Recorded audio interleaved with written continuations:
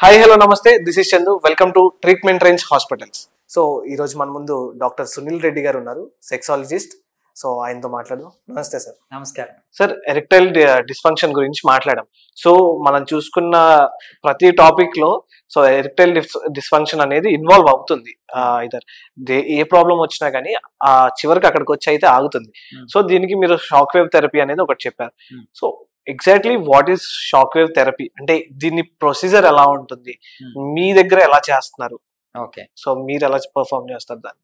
మనం ఎందుకు erectile dysfunction గురించి ఎక్కువ మాట్లాడుతున్నాము అంటే, మేల్లో మొత్తం ఓవరాల్ సెక్షువల్ డిస్ఫంక్షన్స్ లో ఇబ్బంది కలిగించే డిస్ఫంక్షన్ ఏంటంటే erectile dysfunction.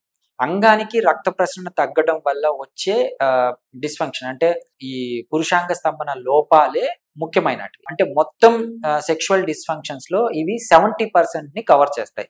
Erectile dysfunction erections బాగా వచ్చినాయి అంటే మిగతావి ఏవైనా కవర్ చేయొచ్చు అన్న దాంట్లో ఉంటుంది. సో ఈ ఎరెక్టైల్ డిస్ఫంక్షన్ ఎందుకు వస్తుంది?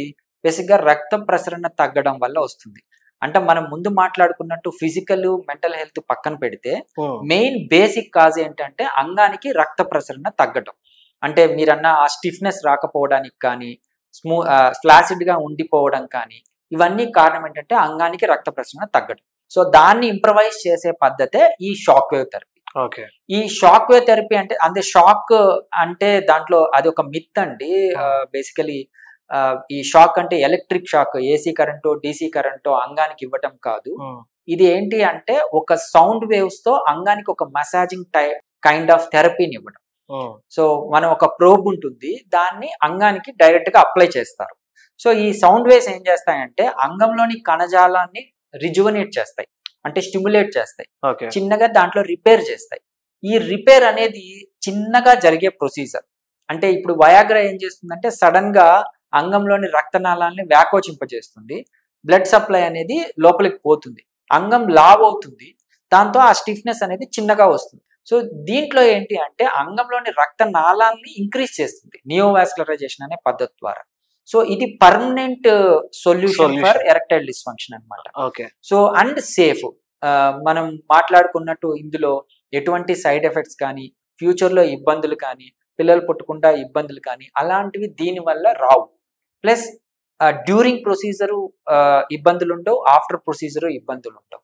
అండ్ నాన్ ఇన్వేసివ్ టెక్నిక్ అంటాం. అంటే దీంట్లో ఇంజెక్షన్స్ ఇవ్వటం కానీ, హాస్పిటల్ అడ్మిషన్స్ కానీ అలాంటివి ఏం అవసరం లేదు. ఇది వాక్-ఇన్ ప్రొసీజర్, మనం ఓపీ ప్రొసీజర్ లాగా మనం చేసుకొని వెళ్ళిపోవచ్చు. ఇవి సెషన్స్ వైజ్ వాళ్ళకున్న ఎరెక్టైల్ డిస్ఫంక్షన్, వాళ్ళకున్న డిస్కంఫర్ట్ ని బట్టి మనం సెషన్స్ వైజ్ డివైడ్ చేసి వాళ్ళకి షాక్ వేవ్ థెరపీ ఇవ్వడం అనేది జరుగుతుంది.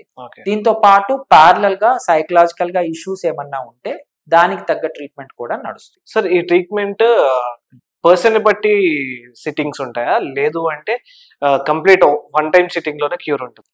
యూజువల్లీ వన్ టైం సిట్టింగ్ లో వర్కౌట్ కాదు, ఎందుకంటే ఫ్రీక్వెంట్ స్టిమ్యులేషన్ ఉంటే కానీ టిష్యూ రిజువనేట్ కాదు. సో యూజువల్లీ ఇది 8 to 12 సిట్టింగ్స్ మనం పెడతాం. సో మినిమం సిట్టింగ్స్ 8 నుంచి జరుగుతాయి. వాళ్ళకి పర్సన్ ని బట్టి వాళ్ళు ఎప్పుడెప్పుడు రావాలి అనే దాన్ని బట్టి మనం డిసైడ్ చేసి పెడతామని. ఓకే, దీని తర్వాత పర్ఫార్మెన్స్ అనేది కంప్లీట్ గా మారుతుందా, లేదు అంటే మళ్ళీ ఏమైనా చిన్న చిన్న చేంజెస్ ఏమైనా జరుగుతుందా? మీరు అన్న పర్ఫార్మెన్స్ లో సైజ్ ఒకటి, టైం ఒకటి, ప్లెజర్ ఒకటి. సో ఇవన్నీ అంగానికి రక్త ప్రసరణ ఇంప్రూవ్ చేయడం ద్వారా జరుగుతుంది. సో యాక్చువల్లీ టైమింగ్ అంటే ప్రిమెచ్యూర్ ఎజాక్యులేషన్ కాకుండా హోల్డింగ్ కెపాసిటీ అనేది ఇంప్రూవ్ అవుతుంది. ఎరెక్టైల్ డిస్ఫంక్షన్ బ్లడ్ సప్లై పెరగడం వల్ల ఎరెక్షన్స్ అనేటివి ఇంప్రూవ్ అవుతాయి. అండ్ ఆ సెన్సిటివిటీ మనకు అంగానికి మసాజింగ్ చేయడం ద్వారా ఆ సెన్సిటివిటీ తగ్గుతుంది కదా డైరెక్ట్. సో దాని ద్వారా పర్ఫార్మెన్స్ యాంగ్జైటీ కూడా ఇంప్రూవ్ అవుతుంది. సో ఖచ్చితంగా నా దగ్గరకు వచ్చే అంటే మొత్తం ఏజ్ వైజ్ డివైడ్ చేసుకున్నా కానీ మోర్ దెన్ 80% వాళ్ళకి క్యూర్ కూడా ఉంది, ఇంప్రూవ్మెంట్ అయితే ఖచ్చితంగా ఉంటుంది. ఓకే, సో ఈ ట్రీట్మెంట్ తర్వాత సైజ్ అనేది కూడా మారుతుందంట? ఖచ్చితంగా మారుతుంది. అండ్ అంటే బ్లడ్ సప్లై ఎప్పుడైతే పెరుగుతుందో, కానీ మన ఊహ ప్రకారం ఏంటంటే సైజ్ పెరిగిపోతుందేమో, పెద్దదైపోతుందేమో అని అనుకుంటాము. అలా కాదు, వాళ్ళు సాటిస్ఫై అయ్యి ఎదుటి వాళ్ళని సాటిస్ఫై చేసే అంత హ్యాపీనెస్, ఆ ఇంప్రూవ్మెంట్ అయితే ఉంటుంది.